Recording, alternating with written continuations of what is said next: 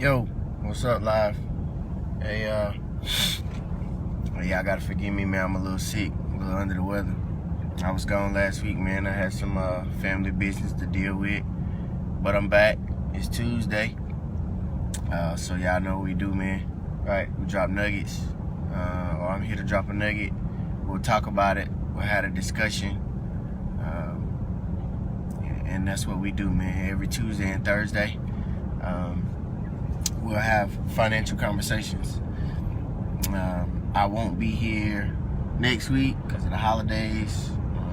Spend some time with my family. I'm sure you're gonna spend some time with yours, but we'll get back to it after that.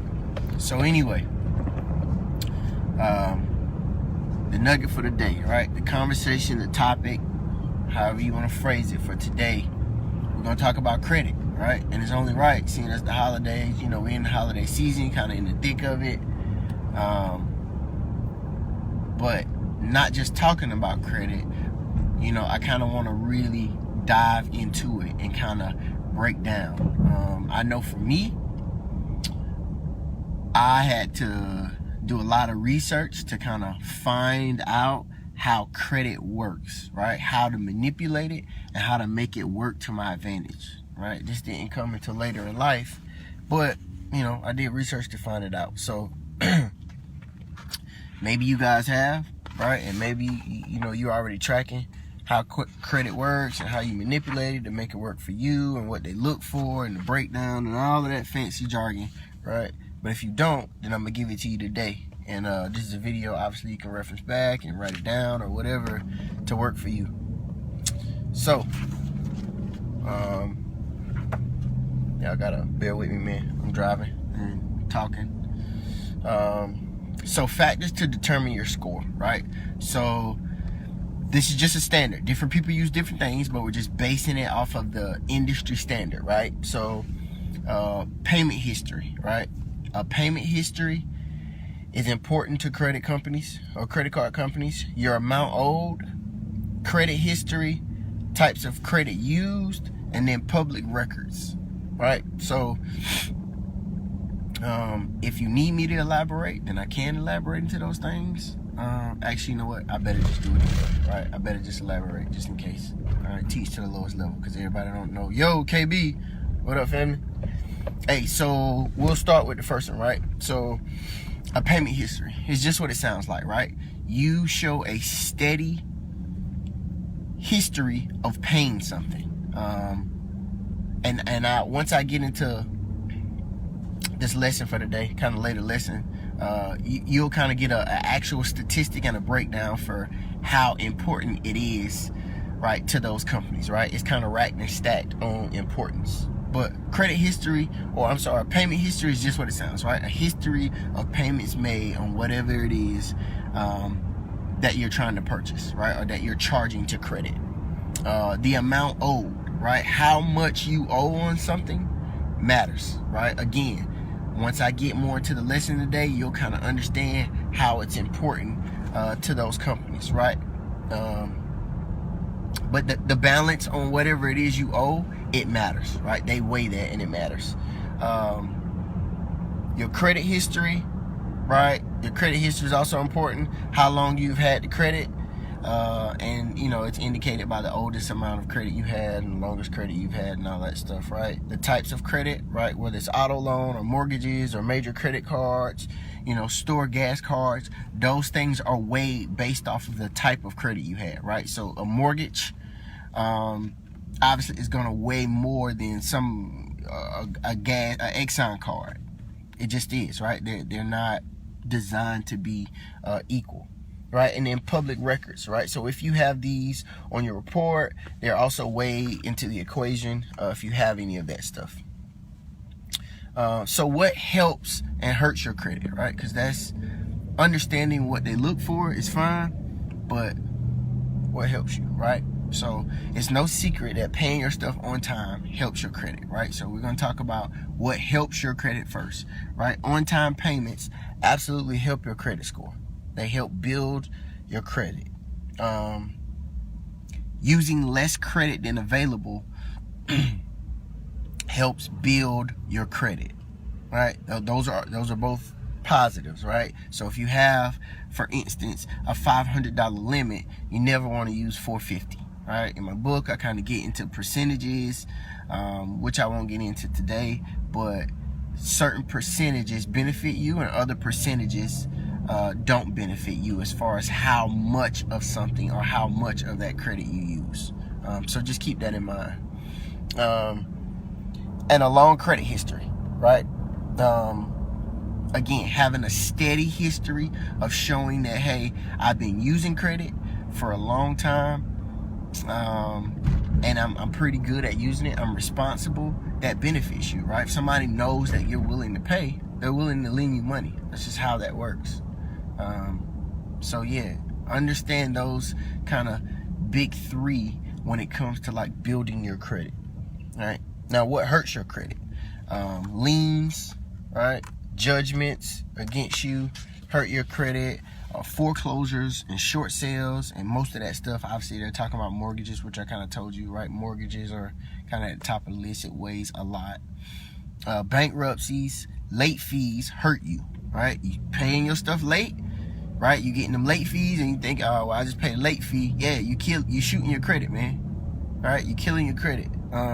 Collections actually hurt your credit, right? Contrary to popular belief, I ain't even gonna pay it. I just let it go in collections, and in 7 years, I just let it fall off my credit. Okay, all right. It's killing your credit score, right?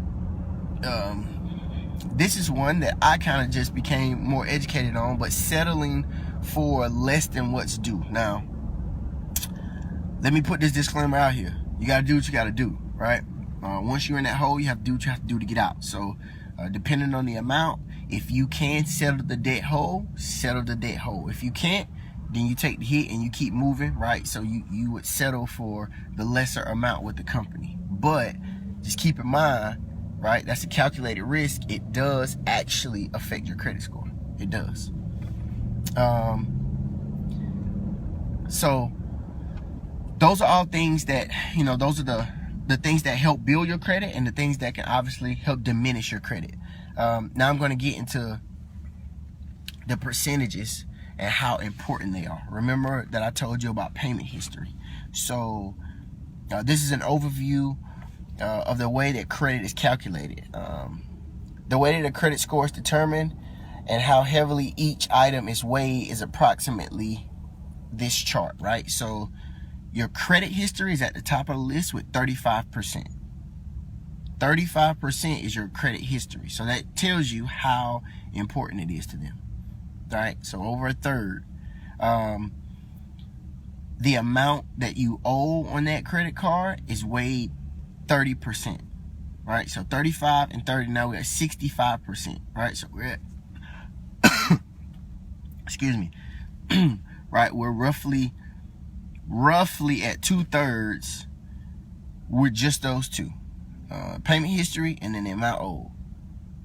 And then the length of credit is 15%, the type of credit used is 10%, and then the new credit inquiries is 10%, right? And that rounds out to a whole 100%, obviously. So again, I'll go through that list again. Your payment history is 35%. The amount owed is 30%. Your length of credit history is 15%. The type of credit used is 10%. And then the new credit inquiries is 10%. That is how they break down getting and calculating your credit score.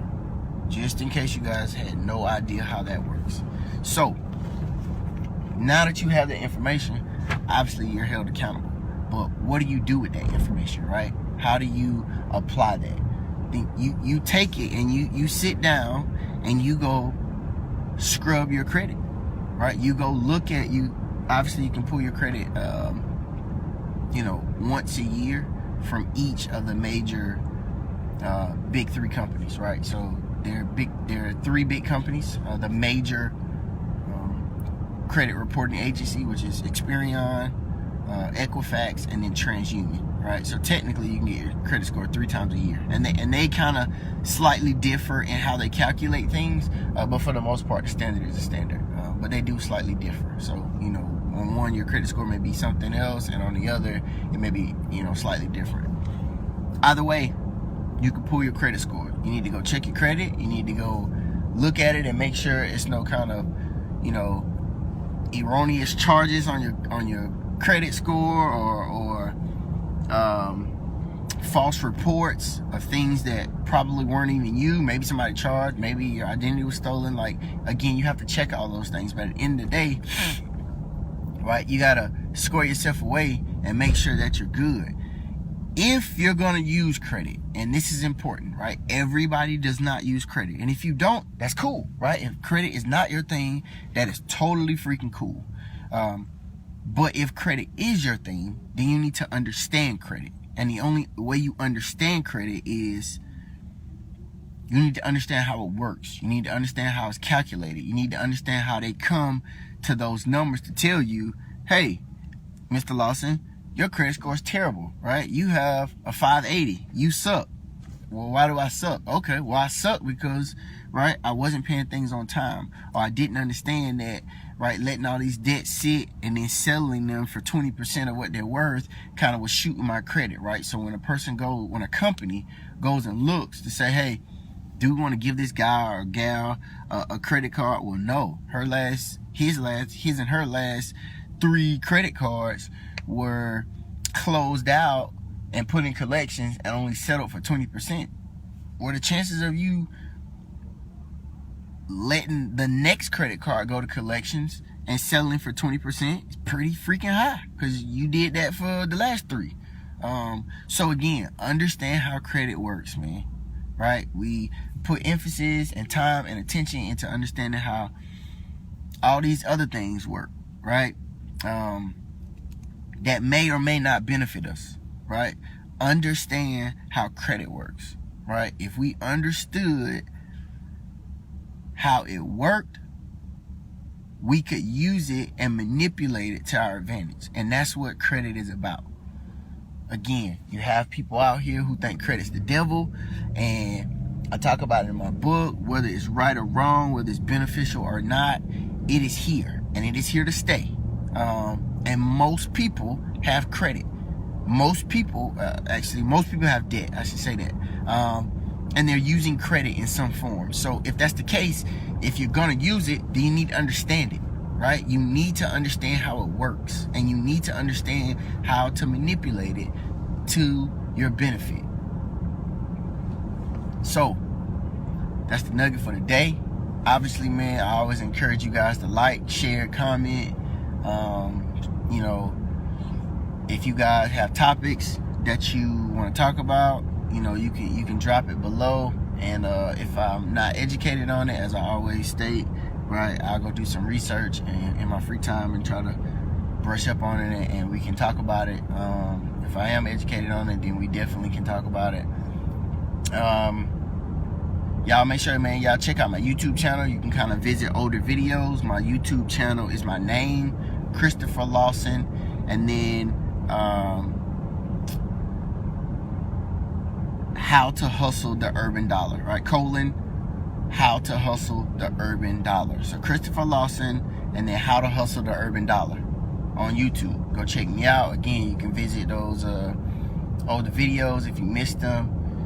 And yeah, man, I'll holler at y'all, I guess, after next week's holiday season, man. We'll get back into the swing of things. And yeah, man, again, like, share, comment, post, you know, do the whole 9, man. Listen, empowerment, right? Understanding how these things work, understanding, when you understand them, you become better at them. When you become better at them, you can benefit and be a blessing to somebody else, right? I can't stress it enough, man, right? Iron sharpens iron. We help one another grow and get better, and that's what it's about. So I'll holler at y'all, man. Be safe, happy holidays, and I'll see y'all Thursday.